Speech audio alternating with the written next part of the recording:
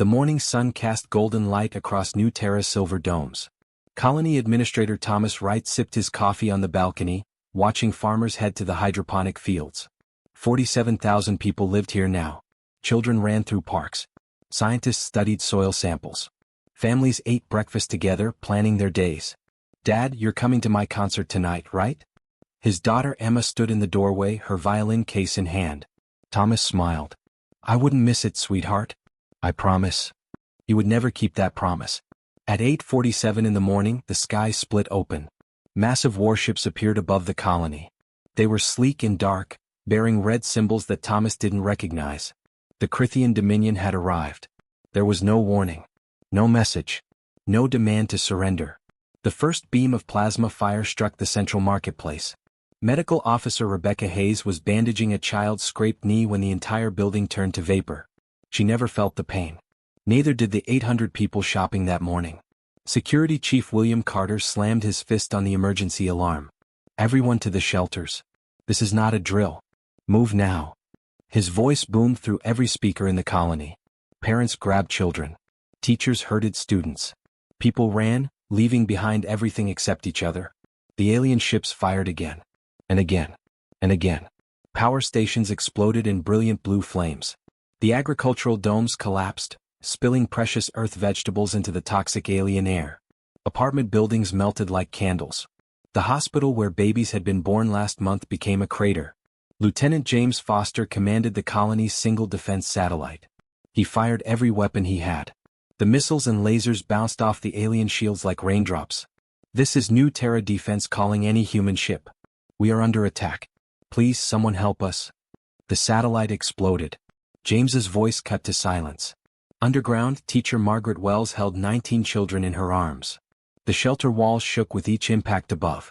Dust fell from the ceiling. A little boy cried for his mother. "Sure, it's okay. Help is coming," Margaret whispered, though she knew it was a lie. Tears ran down her face as she hummed a lullaby. The alien weapons found them an hour later. The drills cut through rock and metal. The shelter became an oven. Margaret held the children close until the very end. Thomas reached the emergency command center. His wife Anne was already there, frantically typing coordinates into the computer. Escape pods sat in their launch tubes, humanity's last hope. "We can fit maybe 200 people," Anne said, her voice shaking. "There are 47,000 here, Thomas." "I know." He worked beside her, launching pod after pod. Families climbed inside, crying, screaming, praying, and grabbed his arm. "Thomas, we need to go. Emma needs us." "You're going," he said firmly. "I'm staying to launch as many as I can." "Thomas, please." "Anne, listen to me." He cupped her face in his hands. "Tell Emma I love her. Tell her I'm sorry about missing her concert. Tell her to be brave." And kissed him one last time. Then she ran, grabbing Emma from a nearby shelter, pushing their daughter into a pod. "Where's Daddy?" Emma screamed. "He's right behind us, baby. He's right behind us." 43 escape pods launched into space. Alien fighters picked them off one by one, treating it like target practice. Only 6 pods made it through. Only 6. 173 survivors. Out of 47,000. Thomas Wright died at his station, still launching pods, still fighting until the command center collapsed on top of him. His last act was transmitting every piece of data about the attackers, their ship designs, their weapons, everything. His final message was 3 words: "Remember New Terra." The bombardment lasted 3 hours. When the alien ships finally left, New Terra was gone. The parks, the schools, the homes where people had laughed and loved and dreamed, all of it was melted glass cooling under an uncaring sun. The Crithian Dominion sent an official statement to the Galactic Council. "The human colony represented a threat to our territory. We took appropriate defensive action. We regret any loss of life, but humans are a lesser species encroaching on our space." The Galactic Council held an emergency meeting. They debated for 3 days. They voted to formally censure the Crithian Dominion. A strongly worded letter of disapproval. That was all. 2 weeks later, the escape pod carrying Anne and Emma Wright limped into Earth orbit. Medical teams rushed aboard. Counselors prepared trauma protocols. News cameras broadcast everything. But it was the data core that mattered most. Thomas Wright's final transmission. The proof of what happened. Director Richard Stone of Earth Defense Command sat in his dark office watching the footage. A little girl with tears and soot on her face stared into the camera. My name is Emma Wright. I'm 7 years old. The aliens killed my daddy. They killed my teacher. They killed my best friend Lucy. They killed everyone. Please somebody make them stop." The video ended. Stone sat in silence. Then he picked up his phone. "Activate the Warbringer protocol," he said quietly. All of it. Earth had been silent for 2 weeks, grieving. Now something else stirred in humanity's heart. Not rage. Not vengeance. Something colder. Something more dangerous. Justice. Director Richard Stone stood before the United Earth Assembly. Every nation's representative watched in silence as images of New Terra's destruction played on the massive screens behind him. Burning buildings. Melted homes. Small shoes scattered in the ash. "They killed 47,000 of our people," Stone said quietly. "The Galactic Council gave us a letter. A piece of paper saying they disapprove. That is not enough." He pressed a button. New files appeared on every representative's screen. 20 years ago, when we first met alien species, we created a contingency plan. We hoped we would never need it. We called it the Warbringer Protocol. The room erupted in whispers. Some representatives looked shocked. Others nodded grimly. "I am asking for authorization to activate it. All of it." The vote took 11 minutes. The result was unanimous. Within hours, recruitment centers opened across Earth. Volunteers flooded in by the thousands. Parents who had lost children on New Terra. Brothers and sisters seeking justice for siblings. Young men and women who simply could not let this stand. Captain Jessica Harper processed applications in London. A man named David Scott sat across from her. He was 24, an engineer before this. "Why do you want to join?" Jessica asked. David's jaw tightened. "My sister Emily lived on New Terra. She was a teacher. I watched that little girl's video, Emma Wright, and I thought, Emily probably held kids just like her while the world burned. I can't bring Emily back. But I can make sure this never happens again." Jessica stamped his application approved. In Tokyo, in New York, in Lagos, in Sydney, the same scene repeated. 2 million people volunteered in the first week alone. Only 800,000 would be selected. The best. The strongest. The most determined. Dr. Philip Grant oversaw the medical facilities. He was 60 years old, a veteran of Earth's last war, back when humans still fought each other. "What you're about to undergo will change you," he told the first group of volunteers. "Genetic enhancement. Neural augmentation. Your bones will be reinforced with carbon lattice. Your muscles will be enhanced with synthetic fibers. Your mind will process information 3 times faster." A young woman named Helen Rivers raised her hand. "Will it hurt?" Philip looked at her honestly. "Yes. It will hurt more than anything you've experienced. Some of you won't make it through. But those who do will become something the galaxy has never seen." Helen didn't flinch. "When do we start?" The transformation process took 3 months per volunteer. They worked in shifts round the clock. David Scott screamed as his body was rebuilt at the cellular level. Helen Rivers bit down on a leather strap as her neural implants integrated with her brain. A man named Benjamin Clark flatlined twice but refused to quit.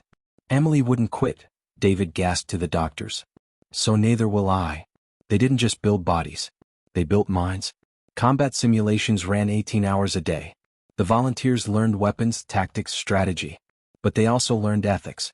Commander Jessica Harper, now promoted to lead the training program, stood before a class of 500 trainees. "Listen carefully," she said. "We are not going to become monsters.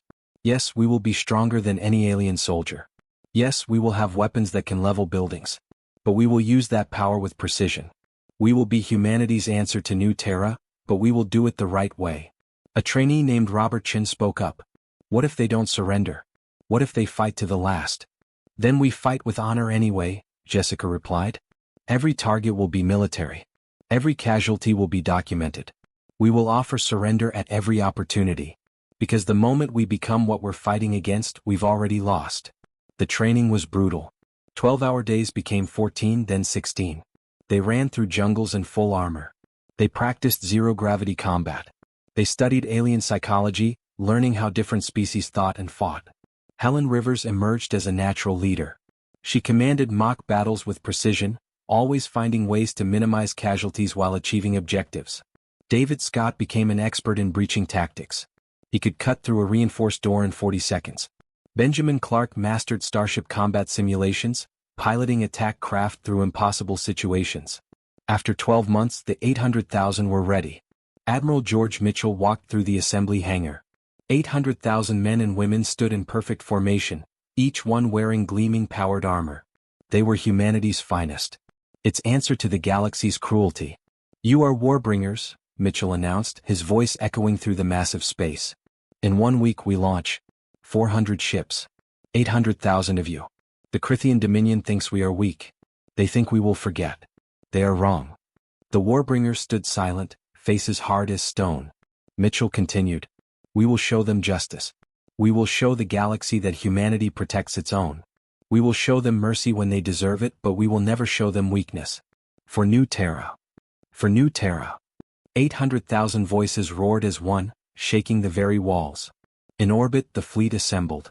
400 warships, each one built in secret over the past 20 years, waiting for a day everyone hoped would never come. Galactic intelligence networks detected the buildup. Alien ambassadors arrived at Earth, begging for restraint. Admiral Mitchell met with them briefly. "Where were you when New Terra burned? Where was your restraint when children died?" The ambassadors had no answer. The Crithian Dominion received reports of the human military buildup and laughed. Their emperor sent a message, "Let the primitives come. We will crush them as easily as we crushed their colony." But other alien species watched nervously. They had studied human history. They knew humans had once fought terrible wars against each other. They knew humans had built weapons that could destroy entire planets. They knew humans were capable of incredible violence when pushed. And now humans had been pushed. On launch day, Emma Wright stood with her mother Anne at the spaceport. She was 8 now, her father's death still fresh in her memory. Commander Harper knelt beside her. "We're going to make them answer for what they did, Emma. I promise you." Emma hugged her tightly. "Bring them home, please. Don't let more daddies die. We'll do our best." The 800,000 Warbringers boarded their ships. The fleet launched as one, engines blazing against Earth's sky. They broadcast on every frequency the galaxy could hear. "New Terra demands justice. Stand aside or stand with the Crithians. Choose wisely."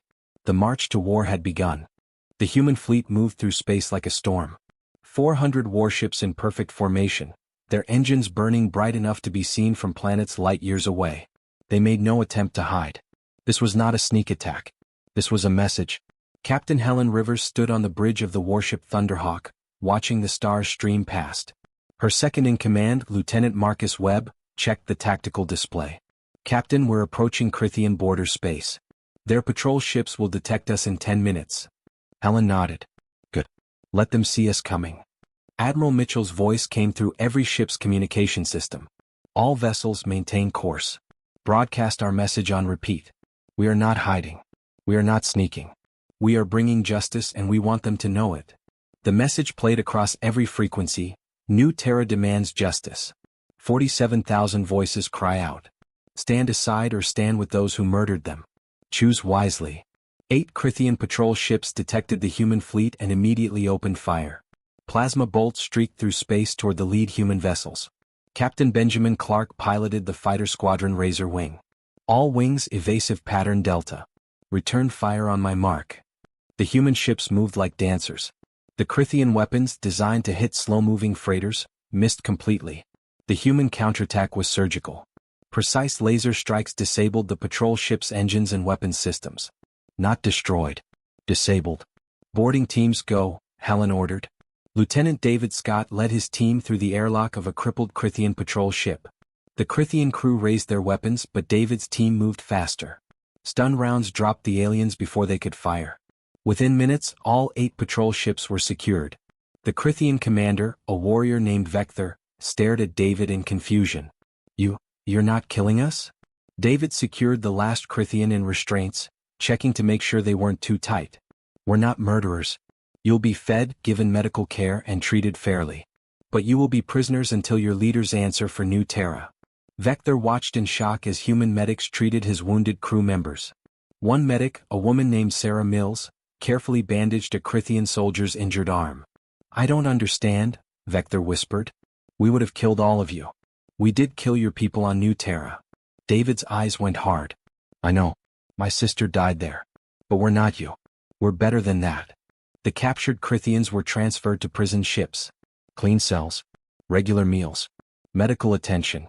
Every galactic news network covered it. The humans were treating their enemies with dignity. The fleet continued forward. More Crythian forces tried to stop them. Each battle ended the same way. Quick human victory. Disabled enemy ships. Prisoners treated well.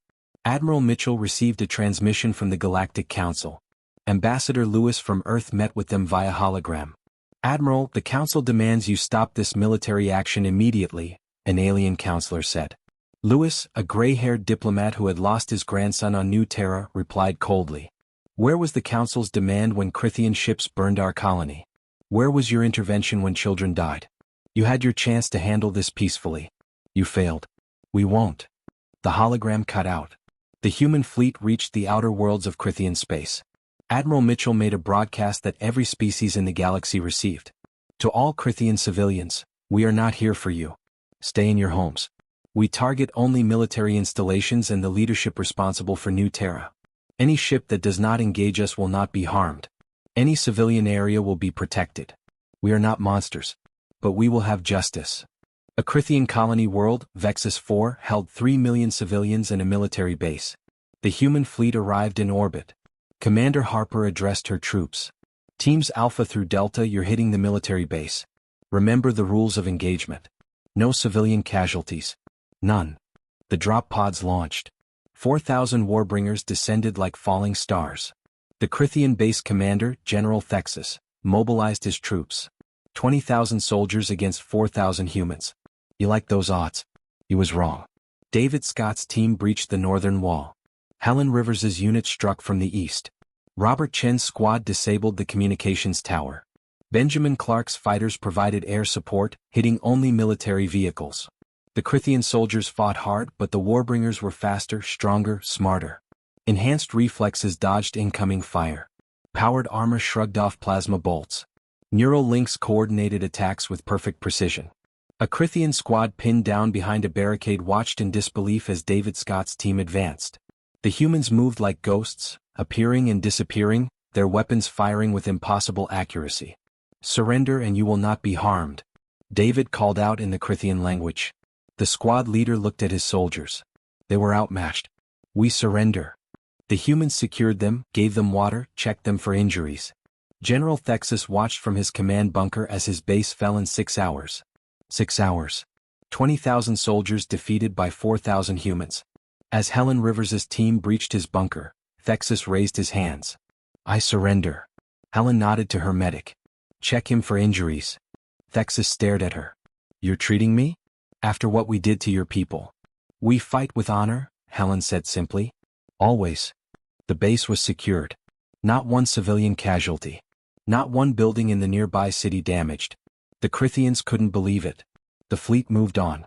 Planet after planet. Base after base. The Crythian military crumbled before them. Emperor Zarnex watched the reports from his throne world. His military was being systematically destroyed, yet the humans weren't slaughtering civilians. They weren't bombing cities. They fought with a precision and honor that shamed everything the Crythians stood for. "How many ships have we lost?" he asked his advisor. 147 disabled, Emperor. Another 200 retreating. "They're not destroying our ships. They're just taking them apart." Zarnex stood, looking at the holographic display showing the human fleet's approach vector. Straight toward Krythus Prime. His homeworld. "They're coming here," he whispered. "Yes, Emperor. 3 million defenders are mobilizing. But based on current projections, we'll lose," Zarnex finished. He'd watched the battle reports. Watched how 4,000 humans defeated 20,000 of his best soldiers. 800,000 Warbringers were coming for his world. Send a message to the Galactic Council. Beg for their help. The message went out. The Council's response came back hours later. "You created this situation, Emperor. You burned their children. Now face the consequences." Zarnex sat heavily on his throne. Through his palace windows, he could see his people going about their lives, unaware that humanity's fleet was coming. The humans could glass his world from orbit. They had the firepower. After what his people did to New Terra, they would be justified. But the reports said they wouldn't. The reports said humans fought with honor, protected civilians, treated prisoners well. Zarnex realized with cold clarity, the humans were better than his people. And that made everything so much worse. Admiral Mitchell's final broadcast before reaching Krythus Prime was simple. "Justice is coming. Your leadership will answer. Surrender now or we will make you. The fleet entered orbit around Krythus Prime. 800,000 Warbringers prepared to drop. The reckoning had arrived. The drop pods fell through Krythus Prime's atmosphere like burning meteors. Inside one of them, Lieutenant David Scott checked his weapons one last time. Around him, his team sat silent, their faces focused and determined.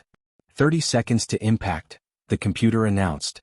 David closed his eyes, thinking of his sister Emily. "This is for you," he whispered. The pods slammed into the ground outside a military command center. The doors exploded open and the Warbringers poured out. 800,000 soldiers hitting the planet at once, coordinated strikes across every continent. Captain Helen Rivers led her division through the capital city. Krythian civilians watched from windows as human soldiers marched past their homes and shops. Not one human raised a weapon toward them. "Keep moving," Helen ordered. "Military district is 2 kilometers ahead. Civilian zones are off limits." A young Krythian child stood on a street corner, clutching a toy. Helen's squad passed within meters. The child's mother rushed out and pulled her daughter inside, terrified. Helen spoke into her translator. "You are safe, ma'am. We will not harm civilians. You have my word." The mother stared at her in disbelief. These were the same humans whose colony the Dominion had destroyed. They should want revenge. They should want blood. At the military command center, General Thexvar watched his defenses crumble on the monitors. Human forces were everywhere. His artillery positions destroyed. His armor divisions disabled. His air support grounded. "How is this possible?" he demanded. "We have 3 million soldiers." His aide looked terrified. "Sir, they're not fighting like anything we've ever seen. They adapt instantly. They coordinate perfectly. And they're so precise. They destroyed our ammunition depot but didn't damage the hospital next door. Not even a scratch." David Scott's team breached the command center's outer wall. Krythian soldiers fired desperately. The plasma bolts hit the Warbringers' armor and bounced off. David's return fire was controlled, aimed at weapons, not bodies. "Drop your weapons and you live," he shouted. Half the Krythian soldiers surrendered immediately. The others fought on until their weapons were shot from their hands. Within hours, Dr. Philip Grant's medical team set up field hospitals. They treated human wounded first, then Krythian prisoners. Grant personally operated on a Krythian officer with a chest wound. "Why?" the officer gasped. "Why save me? We killed your people." Grant didn't look up from his work. "Because I'm a doctor. I save lives. That's what humans do." The battle raged for 6 days. Not one civilian building was damaged by human fire. Not one school, hospital, or home. The Warbringers fought through the capital city street by street, always choosing the harder path to avoid civilian casualties. Commander Jessica Harper coordinated the final assault on the Imperial Palace. 14 hours of careful, methodical combat. Room by room. Hallway by hallway. Emperor Zarnex sat on his throne, listening to the sounds of battle getting closer.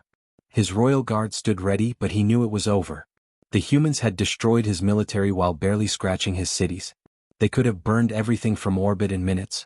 Instead, they fought on the ground, taking losses to protect his people. "Why?" he asked his advisor. "Why do they fight this way?" "Because they are not us, Emperor." The throne room doors exploded inward. Commander Harper walked through the smoke, her armor scorched but intact. Behind her, 50 Warbringers fanned out. The royal guard raised their weapons. Harper raised her hand. "Don't," she said simply. "You've lost. There's no shame in surrender. Choose life." The guard captain looked at his emperor. Zarnex nodded slowly. One by one, the guards lowered their weapons. Harper walked up to the throne. Zarnex stood to meet her, trying to maintain dignity in defeat. "You have one human. Do what you will." Harper's voice was cold as ice. "You burn New Terra. 47,000 people. Children. Families. You gave no warning. No mercy." Zarnex closed his eyes, waiting for the shot. "We could burn your world," Harper continued. "We could glass every city. Kill every Krythian.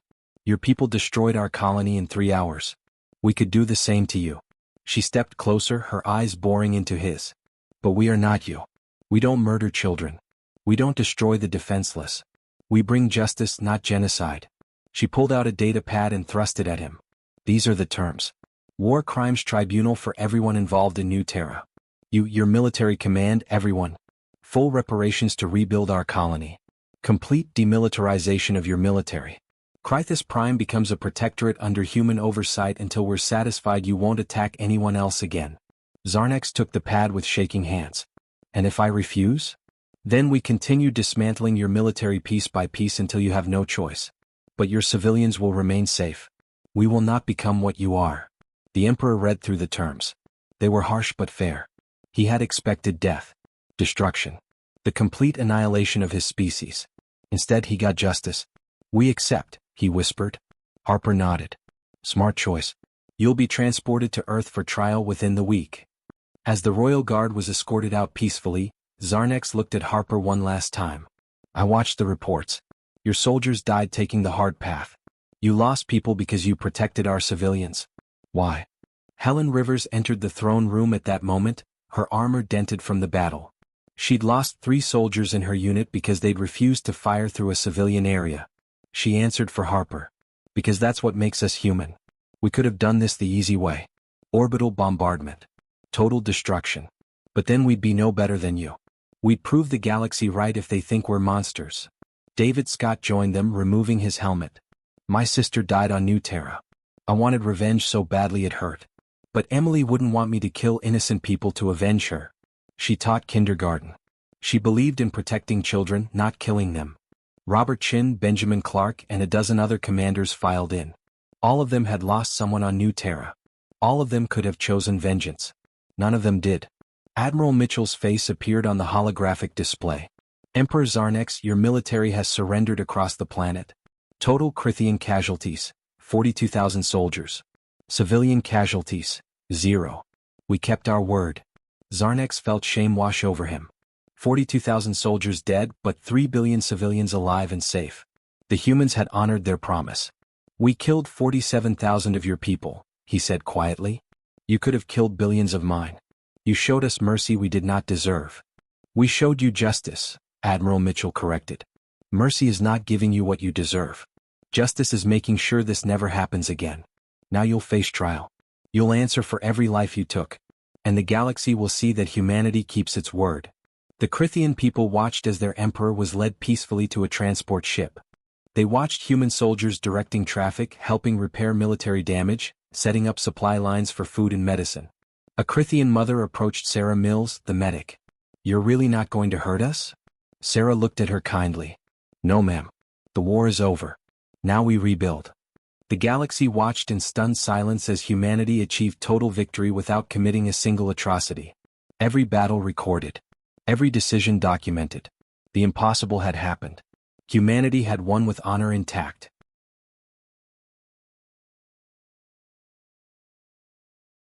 Six months after the fall of Krythus Prime, the trials began on Earth. The entire galaxy watched as Krythian leaders were brought before an international tribunal. Judge Margaret Patterson presided over the proceedings. She had lost her sister Rebecca on New Terra, the medical officer who died in the first strike. Emperor Zarnex stood in the defendant's box, flanked by his military commanders. Admiral Vexker, who had personally ordered the bombardment of New Terra, stood beside him.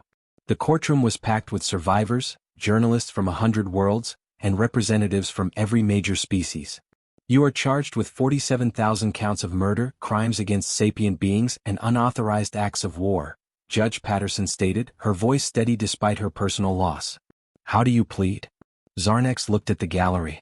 Emma Wright sat in the front row, now 9 years old, holding her mother's hand. He saw the faces of the other survivors. People whose families he had destroyed. Guilty, he said quietly. To all charges. We are guilty. His commanders followed suit, one by one admitting their crimes.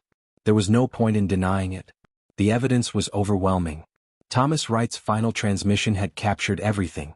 The sentencing took 3 days. Zarnex received life imprisonment. Vexker and the other military commanders got the same. They would spend the rest of their lives in confinement, but they would be treated humanely, fed properly, given medical care, allowed to read and exercise. You will live, Judge Patterson told them, because we are better than you. But you will never be free again. And every day you will remember the lives you took. After the trials, Emma Wright stood outside the courthouse. Commander Jessica Harper knelt beside her. Is it over now? Emma asked. The fighting is over, Jessica said gently. Now comes the hard part. Healing. The reparations from Krythus Prime funded the rebuilding of New Terra. The second colony rose on the same world where the first had died. New buildings, new farms, new schools. But at the center stood a memorial made of black stone, carved with 47,000 names. Thomas Wright, Rebecca Hayes, James Foster, Margaret Wells, Emily Scott. Every single person who had died. 2 years after the war ended, Emma Wright stepped off a transport ship onto New Terra 2. She was 11 now, and her mother and had accepted a position as the colony's education director. "We're home, sweetheart," and whispered, tears in her eyes. Emma walked to the memorial and placed her hand on her father's name. "We came back, Dad. Just like you wanted." The colony grew quickly. 10,000 people in the first year. 20,000 in the second. But this time it wasn't just humans. Krythian refugees, seeking to escape the shame of their empire's crimes, asked permission to settle. Many humans protested. And Wright stood before the colonial council. "I lost my husband to Krythian violence. I have every reason to hate them. But Thomas died believing in a better future. If we turn away everyone who asks for peace, we prove we learn nothing." The council voted to allow Krythian settlers. They came slowly at first, ashamed and uncertain. But the humans of New Terra 2 welcomed them. Not easily, not without pain, but they welcomed them. David Scott, who had returned to civilian life, became a teacher. He taught both human and Krythian children in the same classroom. It was hard at first, looking at young Krythians and remembering his sister's death. But he persevered. One day, a Krythian student named Vexus raised his hand. "Mr. Scott, why didn't humans destroy us? My father says we deserved it." David put down his tablet and looked at the class. Human and Krythian children sitting together. "Because hatred doesn't honor the dead," he said simply. "My sister Emily died here. I was angry. I wanted revenge. But Emily taught children just like I do now. She believed every child deserved a chance to learn and grow. If I had killed Krythian children to avenge her, I would have betrayed everything she believed in." The classroom was silent. "Justice means making sure it never happens again," David continued. "Not punishing the innocent for the crimes of the guilty." The Warbringer protocol remained active. 800,000 soldiers stood ready, training constantly. But they hoped they would never be needed again. Commander Harper, now promoted to general, inspected troops at the training facility. "You are not conquerors," she told the new recruits. "You are protectors. The galaxy knows now what happens when someone attacks humanity. But they also know we fight with honor. Never forget that." The Galactic Council underwent massive reform. Humanity was granted a permanent seat. Ambassador Robert Lewis addressed the first session. "The Council failed New Terra," he said bluntly. "You gave us words when we needed action. That cannot happen again. From this day forward, any attack on civilian populations will be met with immediate intervention. Not just condemnation. Action." The proposal passed overwhelmingly. Species that had previously bullied smaller neighbors suddenly found diplomacy very appealing. The threat of human intervention hung over every potential aggressor. A dozen conflicts were resolved peacefully in the following year simply because both sides feared the question, what if humanity intervenes? On Krythus Prime, now under human oversight, the former Imperial Palace had been converted into a museum. Young Krythians walked through exhibits showing the war, the trials, and the rebuilding. A plaque at the entrance read, "Here, the Krythian Dominion learned a terrible lesson. Strength without mercy creates monsters. Mercy without strength creates victims. Humanity showed us we had become monsters, then showed us a better way. May we never forget." 5 years after the war, Emma Wright graduated from school on New Terra 2. She gave a speech at the ceremony, her voice strong and clear. "My father died protecting this colony. Thousands died because of hatred and fear. But look at us now. Humans and Krythians living together. Learning together. Building together. This is my father's real legacy. Not the war. Not the victory. This peace earned through justice." The crowd applauded. In the audience sat former enemies side by side. Krythian parents whose children studied alongside human children. Soldiers who had fought in the war, now working together to build a better future. Helen Rivers, now captain of the Defense Fleet, stood at attention with her crew. David Scott sat with his students. Philip Grant, retired but still volunteering at the hospital, wiped tears from his eyes. And Wright watched her daughter with pride. Thomas would have been so proud. That night, Emma visited the memorial one last time before the ceremony ended. She placed a flower at her father's name. "We did it, Dad. We made something good from something terrible. The galaxy is better now. Safer. And it's because you taught us that being human means protecting others, even when it's hard. Especially when it's hard. She looked up at the stars, where human ships patrolled alongside vessels from a dozen other species. All of them working together, all of them committed to preventing another new Terra. The Warbringers stood ready in their bases, powerful and prepared. But they hoped to remain idle. Their very existence was enough. The galaxy had learned its lesson. Humanity was not to be trifled with. But more importantly, humanity had shown that strength and honor could coexist. That justice could be achieved without becoming monsters. In the years that followed, New Terra 2 became a symbol. Species from across the galaxy sent students to learn there, to see how former enemies could build peace together. And every year, on the anniversary of the attack, humans and Crithians stood together at the memorial. 47,000 names carved in stone. 47,000 reminders of the cost of hatred. And 47,000 reasons to choose peace. The galaxy was better for it. Humanity had shown the way.